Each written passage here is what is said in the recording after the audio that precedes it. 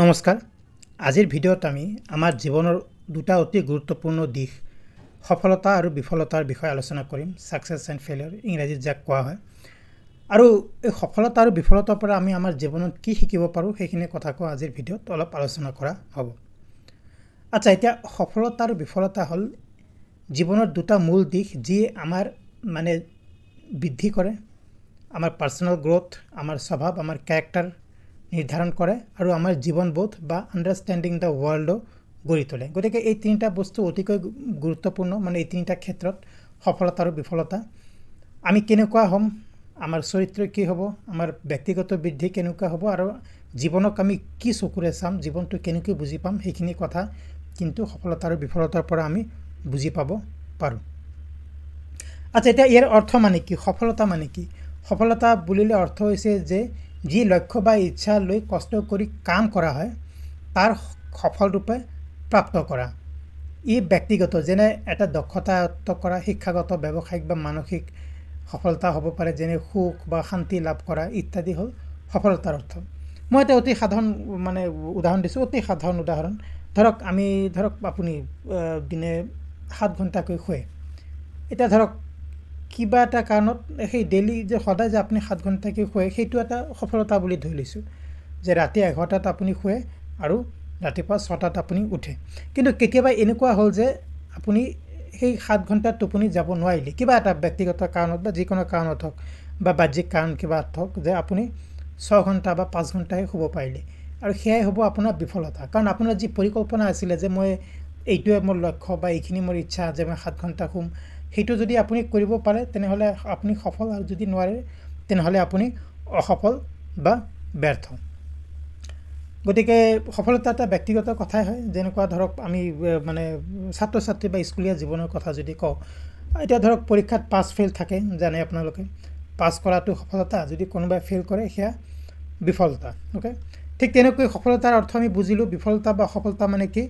চেষ্টা কৰা হয় কিন্তু চেষ্টা কৰাৰ পিছতো যি ইচ্ছিত ফলাফল সেই ফলাফলটো পোৱা নাযায় ই কেতিয়াবা হতাশাজনক হ'ব পাৰে কিন্তু এই বিফলতাই কিন্তু আমাক জীৱনৰ বহুতো মূল্যৱান শিক্ষা দিয়ে সফলতা আৰু বিফলতা জীৱনত কিয় প্ৰয়োজনীয় চাওক আমাৰ আটাইৰে জীৱনত সফলতা আৰু বিফলতা থাকিবই সফলতা আৰু বিফলতা অবিহনে বা অসফলতা অবিহনে আমাৰ জীৱন কেতিয়াও মানে সম্পূৰ্ণ হ'ব নোৱাৰে আমাৰ জীৱনত কি কাৰণে প্ৰয়োজনীয় এই সফলতা আৰু অসফলতা বা বিফলতা ই আমাৰ ব্যক্তিগত বৃদ্ধি ঘটায় পাৰ্সোনাল গ্ৰোথ ওকে অসফলতা নম্ৰতা ধৈৰ্য আৰু দৃঢ়তা শিকায় সফলতাই আমাক আত্মবিশ্বাস শিকায় অনুপ্ৰেৰণা যোগায় আৰু যেতিয়া আমি আটাইবিলাক গুণ আয়ত্ত কৰিব পাৰিম সফলতাৰ পৰা আত্মবিশ্বাস আৰু অনুপ্ৰেৰণা অসফলতাৰ পৰা নম্ৰতা ধৈৰ্য আৰু দৃঢ়তা ই আমাক অধিক মানুহ হিচাপে আমাক অধিক শক্তিশালী আৰু জ্ঞানী কৰি তোলে ই জীৱনৰ শিক্ষা দিয়ে লাইফ লেসন্স দিয়ে প্ৰতিটো সফলতা বা অসফলতাই আমাক শিকায়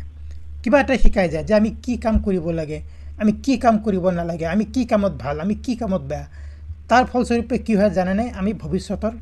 বহুতো সিদ্ধান্ত সঠিকভাৱে ল'ব পাৰোঁ ঠিক আছে সফলতা মানে আমি কি কামত ভাল বিফলতা মানে আমি কি কামত বেয়া আৰু বেয়া হ'লে সেই কামত আমি আমাক কেনেকৈ মানে আমি ইমপ্ৰুভমেন্ট কৰিব পাৰোঁ সেই কাম আৰু কেনেকৈ ভালকৈ কৰিব পাৰোঁ সেই কামত কেনেকৈ সফল হ'ব পাৰোঁ গতিকে এইখিনি বস্তু আমি জীৱনত কোনটো কামত ভাল কোনটোত বেয়া সেইখিনি সফলতা আৰু অসফলতাৰ পৰা আমি শিকিব পাৰোঁ ই আমাৰ স্বভাৱ গঢ়ে স্বভাৱ মানে ক্যাৰেক্টাৰ সফলতা সময়ত আমি নম্ৰ হৈ থকাটো প্ৰয়োজনীয় আৰু অসফলতাৰ সময়ত আমি সাহসী হৈ থকাটো প্ৰয়োজনীয় হি আমাৰ মূল শক্তি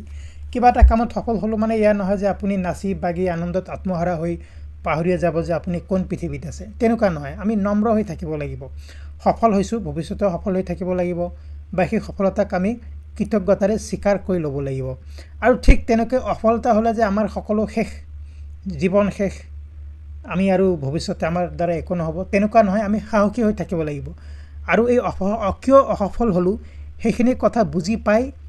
সেইখিনি তাৰ কাৰণে আমি কাম কৰিব লাগিব যাতে আমি ভৱিষ্যতে সফল হ'ব পাৰোঁ সেইখিনি বুজি পাব লাগিব যে আমি কি কাৰণে সফল হলো যাতে ভৱিষ্যতে এইখিনি কাম কৰিলে যাতে মই সফল হ'ব পাৰোঁ ঠিক আছে ই উন্নতিৰ অনুপ্ৰেৰণা দিয়ে সফলতাই আমাক আৰু উচ্চ লক্ষ্যলৈ প্ৰেৰণা দিয়ে আৰু অসফলতাই ভুল সংশোধন কৰি পুনৰ চেষ্টা কৰিবলৈ আমাক উৎসাহ দিয়ে এতিয়া ধৰক আমি সৰু কিবা কামত সফল হলো তেতিয়া আমি কি কৰিম কিবা এটা ডাঙৰ কাম কৰিবলৈ বিচাৰিম ডাঙৰ কাম কৰি তাত মানে আমাৰ লক্ষ্য আৰু বেছি ওখ হ'ব উচ্চ লক্ষ্য হ'ব সেই ডাঙৰ কামতো সফলতা লাভ কৰিবলৈ আমি অহপুৰুষাৰ্থ কৰিম ঠিক আছে এতিয়া ধৰক কোনোবাই ধৰক কিবা চাকৰিৰ কাৰণে ইণ্টাৰভিউ দিছে ধৰক আজি কিবা সৰু সুৰা চাকৰি এটা পাইছে ধৰিছো চাকৰি সৰু বা ডাঙৰ নহয় কামেই এতিয়া সেই ভৱিষ্যতে সেইটো এটা সফলতা কোনো এগৰাকী ব্যক্তিয়ে নিজৰ ইচ্ছামতে যদি চাকৰি এটা পায় সফলতা কিন্তু সেই সফলতা সেই মানুহজনক যথেষ্ট পৰিমাণে কি দিয়ে অনুপ্ৰেৰণা দিয়ে যাতে ভৱিষ্যতে সেই কামত আৰু উন্নতি কৰিব পাৰে বা তাতকৈ যাতে ভাল এটা চাকৰি সেইজন ব্যক্তিয়ে পাব পাৰে ঠিক আছে আৰু অসফল হলক ধৰক চাকৰিটো সেইজন ব্যক্তিয়ে নাপালে কি কাৰণে নাপালে ভৱিষ্যতে যেতিয়া সেই আকৌ চাকৰিৰ কাৰণে মানে প্ৰাৰ্থিত্ব আগবঢ়াব তেতিয়া যাতে সেইখিনি ভুল আগৰবাৰ যিখিনি ভুল কৰিছিলে যাতে পৰৱৰ্তী সময়ত সেইখিনি ভুল নকৰে সেইখিনি যাতে সংশোধন কৰে থিয়া কৰিবলৈ অসফলতাই আমাক উৎসাহ দিয়ে আৰু সফলতা অসফলতা দুয়োটাই আমাৰ জীৱনক এটা গুৰুত্বপূৰ্ণ অৰ্থ দিয়ে সফলতা আৰু অসফলতাৰ মাজতে আমাৰ মানে জীৱন যাত্ৰাটো হৈ থাকে জীৱনৰ উদ্দেশ্য শিক্ষা আৰু তৃপ্তিৰ অনুভূতিৰে পূৰ্ণ কৰে এতিয়া সফলতা আৰু আমি আপুনি অলপ ভাবি চাওকচোন যোৱা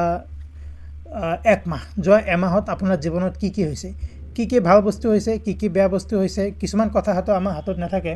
কিন্তু আপুনি কোনবিলাক কাম ভবা ধৰণে কৰিব পাৰিছে কোনবিলাক কাম ভবা ধৰণে কৰিব পৰা নাই যিখিনি কৰিব পাৰিছে সেইখিনি আপোনাৰ সফলতা যিখিনি পৰা নাই সেইখিনি আপোনাৰ বিফলতা আৰু এনেবোৰ কথাৰ মাজতেই কিন্তু আমাৰ জীৱনটো গৈ থাকে আৰু যাৰ ফলস্বৰূপে আমি আমাৰ জীৱনত উদ্দেশ্য পাওঁ বা আমি এটা তৃপ্তিৰ অভিজ্ঞতা মানে লাভ কৰোঁ যে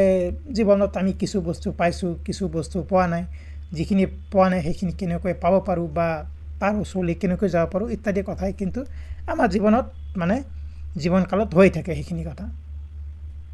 সংক্ষেপে ক'বলৈ গ'লে সফলতা আৰু অসফলতা একে মুদ্ৰাৰে দুটা পিঠি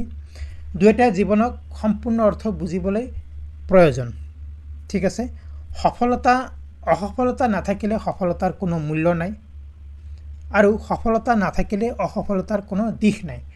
অসফলতা নাথাকিলে আপুনি যে কিবা এটা কাম কৰি সফল হৈ গ'ল হয়তো আপুনি ভাবিছে যে আচ্ছা এইখিনি কাম কৰিলেতো মই সফল হ'লোৱে কিন্তু যদি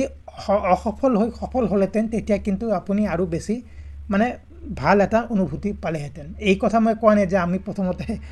অসফল হ'ব লাগিব তাৰ পিছতে সফল হ'ব লাগিব কাৰণ সফলতা মানে আমাৰ হাতত নাথাকে আন বহুতক মানে বাহ্যিক কাৰণত নিৰ্ভৰ কৰে কিন্তু আপুনি সফলতাৰ মূল্য তেতিয়াহে বেছি বুজি পাব যদি আপুনি কেতিয়াবা কোনো কামত